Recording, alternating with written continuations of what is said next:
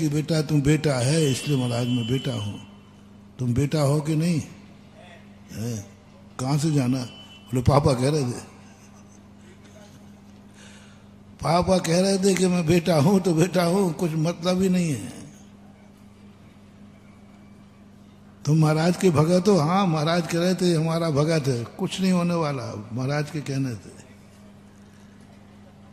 तुम बाप हो? हाँ बोले बाप हूं मैं। बोले क्या सबूत है? बोले बेटा मुझसे पापा बोल रहा है ना, बेटा बोल रहा है पापा इसलिए हो। और जिस दिन वो बोलना बंद कर दे तो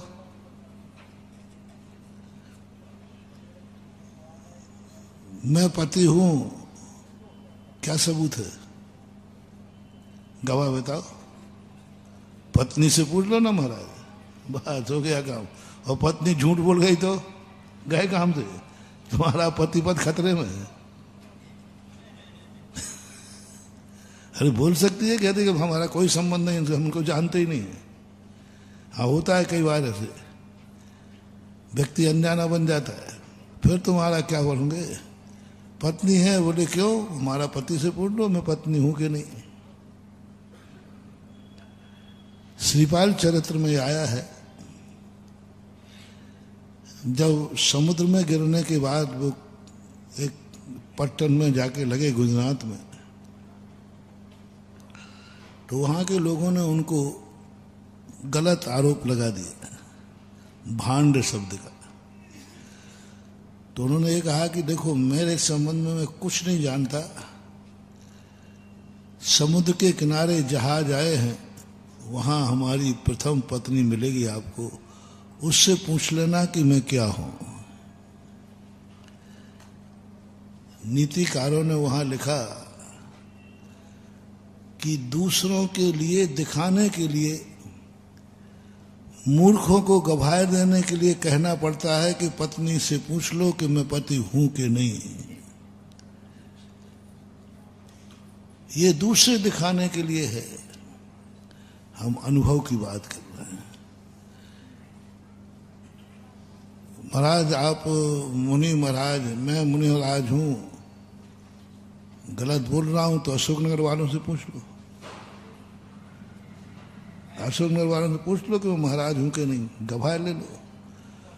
अच्छा अशोकनगर वाले कहेंगे तो महाराज हो, और इन्होंने ठान लिया कि अपन को नहीं कहना तो महाराज, खत्म हो गया।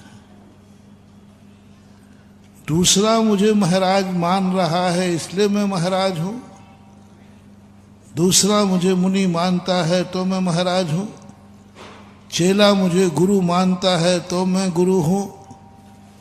ये सब चीजें खतरे में हैं, पराधीन हैं, बहुत पराधीन। हमारा सारा का सारा अस्तित्व पर के अधीन हो गया।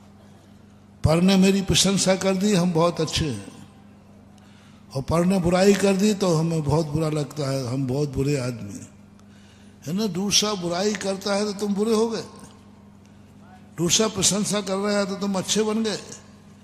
ये टाइटल लेके मत चलना, इसमें बहुत खतरा है, बहुत खतरा है। एक बार घटना है कि एक सज्जन थे, मुनि विरोधी थे, जयपुर की घटना है 96 में। किसी ने उनसे कहा देखो महाराज जी के इतने अच्छे प्रवचन हो रहे हैं, तुम क्यों नहीं चलते? बोले मैं जाने को तैयार हूं, कोई मुझे बुलाने तो आवे। थोड़ी सा कोई मुझसे कह देवे मैं चलने को तैयार हूं। कमेटी आ गई, बोले महाराज जी हम उनको निमंत्रण देने जा रहे हैं। मैंने काहे का? बोले प्रवचन सुनने का। मैंने कि जैन है कि अजैन है? बोले जैनी है। तो मैंने कि जैनी को घर में बुलाने का निमंत्रण दे रहा? जैनी के महाराज, जैनी के भगवान, जैनी के मंदिर, जैनी के प्रवचन, और उसे बुलाने जा रहे हो तो अन्याय हो जाएगा। सबसे पहला कार्ड छपा तो बेटे ने बाप को दिया, बाप पिताजी मेरे शादी में आ जाना। मुझे पता नहीं अशोकनगर के क्या सिस्टम है। पहले सबसे पहले कार्ड अपने अपने घर में बांटा करो। घर में जो तुम्हारे 10 लोग हैं तो कार्ड सुबह पहले पापा को, फिर एक मम्मी को, फिर भैया को, फिर भाभी को, फिर पत्नी कहेगी मुझे दो तो आऊंगा, नहीं तो नहीं आऊंगा, फिर एक पत्नी को। और सबके हो गए तो फिर एक स्वयं का भी तो रखना पड़ेगा कि नहीं? स्वयं का मन कहेगा और सबको दे दिया, अभी स्वयं को तो कार्ड कभी अपनों को नहीं दिए जाते, कार्ड कभी घर में नहीं बांटे जाते, घर वालों को बुलहुआ नहीं दिया जाता, बुलहुआ परायों को दिया जाता है। बुलहुआ अतिथि घर का सदस्य नहीं कहलाता, अतिथि बाहर का सदस्य कहलाता है। इसलिए घराती और बराती में यही अंतर है। घराती अतिथि नहीं होता, पूरी मेहनत करता, सब कुछ करता, उसको कोई भेंट नहीं मिलती। और बराती कुछ नहीं करता, 2 दिन ऊधमबाजी करता और उसी को तिलक लग के भेंट मिलती है। यानी हमारी सारी की सारी दुनिया में पहचान पर के द्वारा हो गई।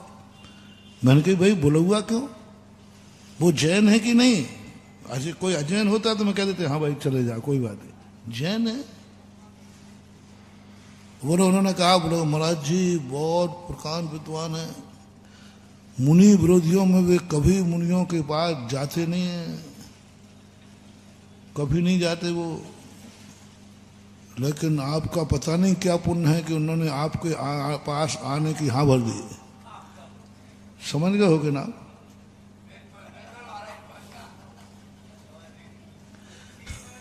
भारत नहीं थे। उन्होंने कहा मुझे कोई बुलाने तो आवे, मुझसे कहे तो मैं चलने को तैयार हूं। मेरे से कहा, मैंने कहा भाई वो जैन है कि नहीं, दिगंबर जैन है कि नहीं? फिर घर में बाप के पास जाने के लिए बहुआ, बेटा कह रहा पापा ने मुझे बुलाया नहीं इसलिए मैं नहीं जाऊंगा। पापा ने बुलाया, बर्बाद हो जाएगा उसी समय। जिस समय ये कहे कि मुझे पापा बुलाएं तो मैं आ जाऊंगा, पापा बुलाएं तो आ जाऊंगा।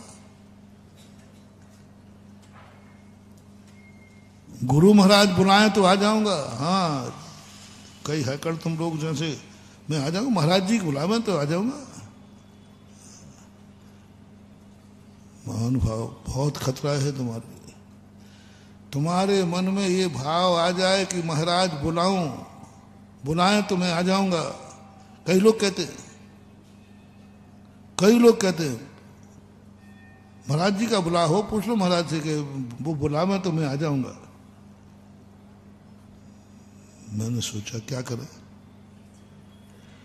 महाराज जी वो यदि आ गए आपके पास तो आपकी जय जयकार हो जाएगी और सारे भारत में हो जाएगा कि वो व्यक्ति सुधासागर के पास चला गया तो सारी दुनिया मानेगी सब साधुओं में श्रेष्ठ हैं सुधासागर, तभी तो वो गया। आपकी इज्जत बहुत बढ़ जाएगी। पहले मैं थोड़ा बहुत चुप रह रहा था तो भाई ठीक है। जैसे उन्होंने कहा कि उसके आते ही आपकी महिमा बढ़ जाएगी, आपका सारी दुनिया में हो जाएगा, ये सच्चे मुनिराज हैं। मैंने कहा अब नहीं, मेरी सच्चाई का प्रमाण तुम्हारा नमोस्तु, मेरी सच्चाई का प्रमाण मेरे गुरु नहीं। मेरे गुरु ने मुझे रत्नत्रय दिया है, वो सच्चाई का प्रमाण नहीं। मैं 24 घंटे रत्नत्रय का पालन कर रहा हूं, मैं स्वयं सच्चाई का प्रमाण नहीं। वो व्यक्ति मेरी सच्चाई का प्रमाण बनेगा, मुझे नहीं चाहिए। एक भक्त मुझे सच्चाई का प्रमाण देगा, गुरु देवे तो बात। बताओ भैया, प्रमाण पत्र गुरु का चलेगा कि भक्त का चलेगा? गुरु का प्रमाण पत्र, भक्त दे रहा है प्रमाण पत्र कि आप सच्चे हो कि खोटे हो। मैंने कहा नहीं, और ये भी कान खोल के सुनो रे, यदि किसी साधु ने तुम्हें बुलावा दे दिया, वो सावधान नहीं रहा, तो तुम्हारी बर्बादी निश्चित है। साधु मोह के वशीभूत कभी तुम्हें बुला लेवे, समझ लेना तुम्हारे अब मिटने के दिन आ गए। इसलिए मैं किसी को नहीं बुलाता, क्योंकि मैं तुम्हें मिटना नहीं देखना चाहता, इसलिए नहीं बुलाता। मुझे क्या फर्क पड़ता है, मैं बुला दूंगा, निमंत्रण दे दूंगा, आओ भैया सब हमारे दर्शन करने आओ, सबको बुलौआ है। तो मुझे कहने में क्या बिगड़ेगा, लेकिन तुम बर्बाद हो जाओगे, तुम बर्बाद हो जाओगे। साधु के पास जब जाओगे जब गुरु बुलाएगा। अरे चेला तो वो है जो गुरु बुलावे नहीं, दरवाजे पर द्वारपाल बन के खड़ा रहे कि जब मौका मिलेगा तब जाऊंगा। वहां कोई बेटा बाप के बार बुलावा चाहे, अरे पापा के बार बुलावा क्या, हम तो सदा उनके दरवाजे ही खड़े रहते हैं। कभी भूल करके गुरु के पास अपना अहंकार मत रखना, अपना बुलावे का इंतजार मत करना। उनकी बात जितने बार तुम बिना बुलाए जाओगे उतने ही तुम्हारे लिए महाशक्तियां प्राप्त होंगे बिना बुलाए। बहुत बड़ा मोटिवेशन दे रहा हूं मानो। गुरु के पास कभी भी हो बिना बुलाए। ये बात अलग है कि वो व्यस्त हैं तो उनसे अनुमति लेना कि मैं आ जाऊं क्या, दोनों में कितना अंतर है। आने की पूछना और गुरु का बुलाना, दोनों में अंतर बताओ कितना है। आने का मन गुरु ने बुलाया सो आ रहे हो कि तुम्हारा खुद मन आने का है, तो फिर अनुमति लेने में कोई बाधा नहीं है। क्या पता क्या कर रहे हैं, समय है कि नहीं। लेकिन मन में गुरु के पास जाने का भाव स्वयं करना। कभी स्वप्न में एक कोई वरदान मांगे तो एक ही बात कहना, भगवान मुझे एक वरदान दे दो। कभी मेरे मन में ये भाव नहीं आ जाए कि गुरु मुझे बुला लेवे, ये भाव कभी मत करना। जब भी मेरे जाने का भाव आए अनुमति तो ले लूंगा, लेकिन बुलावे का इंतजार करूं नहीं। और कभी गुरु बुला लेवे तब अपन जाएंगे मंदिर में। कभी भगवान के बुलावे का, एक भजन गाते हो बहुत खतरनाक बने में, चलो बुलावा आया है बाबा ने बर्बादी का कारण महानुभाव। चलो बुलावा आया है बाबा ने, लेकिन तुम बुलावे पे आए, महाराज आपका बलुआ पहुंच गया तो मैं आ गया। नहीं बुलावे जाते तो नहीं आते। ठीक है, कभी कभी वो अपनी इच्छा से बुलावा दे सकते हैं, बुला सकते हैं, लेकिन तुम्हें बुलाने का इंतजार नहीं करना। कभी वो बुलाते हैं तो अभाग्य है, कभी वो बुलाते हैं तो अभाग्य है, लेकिन तुम इसलिए कि बुलाएंगे तो जाएंगे, ये गलती कभी मत करना। धर्म कार्य में हमारे पास फोन आ जाएगा तो आ जाएंगे। देव साध गुरु वहां है, धर्म का कार्य। कितने लोग अहंकारी हैं जो कहते हैं निमंत्रण हो तो आ जाएंगे। नहीं महानुभाव, धर्म कार्य में निमंत्रण से नहीं जाना। धर्म कार्य में तुम बिना निमंत्रण के पहुंच जाना, इतना पुण्यबंध होगा, इतना पुण्यबंध होगा कि जीवन भर क्या जन्मांतर तक नहीं खा पाओगे। बिना बुलाए पहुंचना मंदिर में, धर्म के कार्य में बिना कोई बुलावा नहीं चाहिए मुझे, मैं खुद आऊंगा। प्रभु का दरबार है, पंथ कल्याणक हो रहा है, क्या बुलावा चाहिए हमें। वो तो हमारे कल्याण के लिए, अपने कार्य के लिए हम बुलावे का इंतजार करें। कभी भूल कर गलती मत कर लेना। बिना बुलाए मंदिर जाओ, बिना बुलाए धार्मिक कार्यक्रम में जाओ, बिना बुलाए गुरु के पास जाओ, बिना बुलाए माला फेरो, बिना कहे जो कुछ धर्म करना है अपनी इच्छा से अंदर से करो। कर पाओ या नहीं कर पाओ वो बात अलग है, अलग बात है। लेकिन मैं बिना बुलाए नहीं जा पाऊं, नहीं मिलेगा टाइम, नहीं मिलेगा, लेकिन जाऊंगा बिना बुलाए। पुरुषार्थ तो करो। महाराज जी हम गए और आपने टाइम नहीं दिया तो हमारी इज्जत का सवाल है। किसके सामने? अरे गुरु के सामने यदि गुरु से तेरा अपमान हो जाए तो समझ लेना तेरा बेड़ा पार हो गया, क्योंकि अपमान गुरु ने किया है।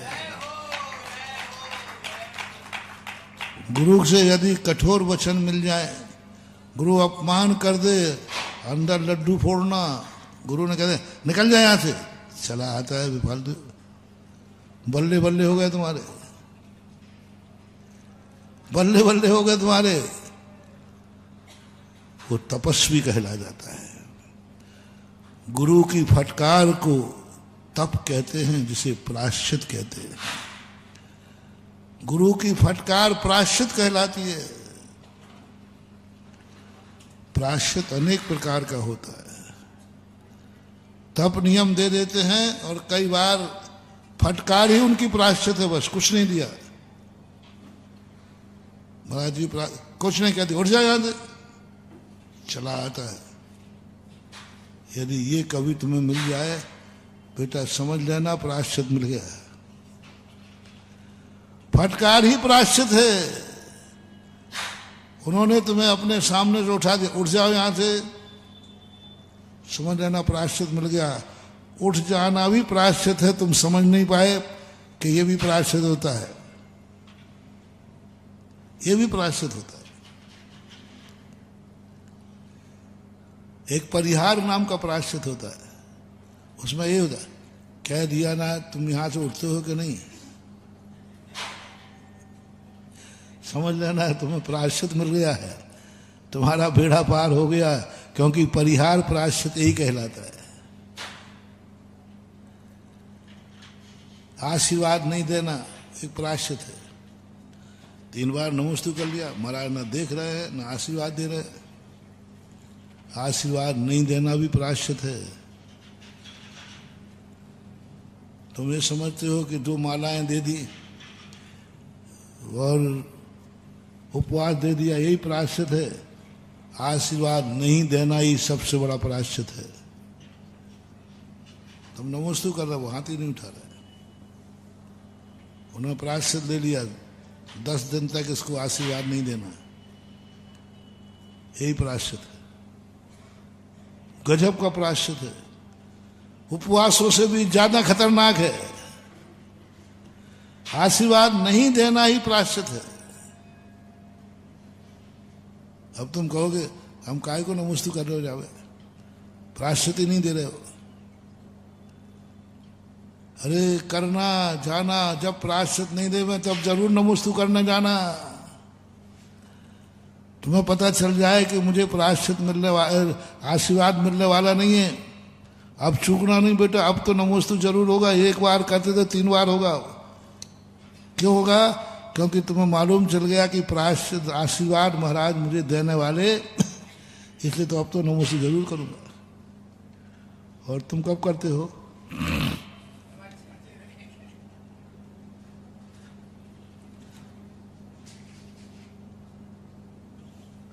महाराज से पूछ लो, महाराज आशीर्वाद देवें तो आ जाएं। आशीर्वाद देवें तो आ जाए, नहीं तो अपने काय को बेफालतू, हमारे पास समय थोड़ी है। हमारा नमोस्तु ऐसे ही थोड़ी है। ओहो, बहुत बड़ा सोच महानुभाव। आज प्रायश्चित नहीं मिलना है, इसलिए आज तो नमोस्तु जरूर होना है। 1 बार नहीं 3 बार, क्योंकि आशीर्वाद के नाम पर अनंत नमोस्तु कर लेना और बिना आशीर्वाद मिले 1 नमोस्तु करना अनंत के बराबर होता है। 1000 तुमने नमोस्तु किए और 1000 आशीर्वाद मिल गए, उसका फल उतना नहीं है। और तुमने 1 नमोस्तु किया और आशीर्वाद नहीं मिला, फिर भी तुमने नमोस्तु कर लिया, वो नमोस्तु तुम्हारा अंतरंग का है, सम्यक दर्शन का है। तुम समझ गए कि नहीं, ये आशीर्वाद नहीं मिलना ही तो प्रायश्चित है, प्रायश्चित तप है। आशीर्वाद मिलने पर तुम तपस्वी नहीं, और आशीर्वाद नहीं मिलने पर तुम तपस्वी कहलाओगे। आशीर्वाद मिल गया तो अब तुम तपस्वी नहीं कहलाओगे, और नहीं मिला फिर भी तुम्हारी नमोस्तु कर रहे हो, तो ये तप के अंतर्गत आता है। तब बहुत बड़ी चीज बन जाती बंधुओं। नहीं मिलने पर प्रायश्चित के कितने तरीके हो सकते हैं, कुछ नहीं कह सकते, कुछ नहीं कह सकते। कितने तरीकों से वो दे सकते हैं। तुम वहां भयभीत नहीं होना, बुरा नहीं मानना। तुम्हें बुरा नहीं मानना कि मैं 3 बार नमोस्तु कर चुका, महाराज ने मुझे आशीर्वाद नहीं दिया, देखा भी नहीं, मेरे से बोले ही नहीं, और दूसरा गए तो बोल गए। दूसरा गए तो बोल गए, मेरे से बोले ही नहीं। बेटा तुम बड़भागी हो, जिससे बोल गए वो तो गया काम से, जिससे बोल गए वो 2 शब्दों में निपट गया, और जिससे नहीं बोले वो तपस्वी बन गया, क्योंकि उसको प्रायश्चित मिल गया। नहीं बोलो, बात ही नहीं की तुमसे, दूसरे से कर लिया, तुम्हारे लिए कह दिया हमारे पास कोई टाइम नहीं, जाओ, कोई टाइम नहीं है, जाओ, ये भी प्रायश्चित है, उसमें बुरा नहीं मानना। और तुम हंसते हुए लौट आना। बोले क्यों? बोले महाराज ने टाइम ही नहीं दिया।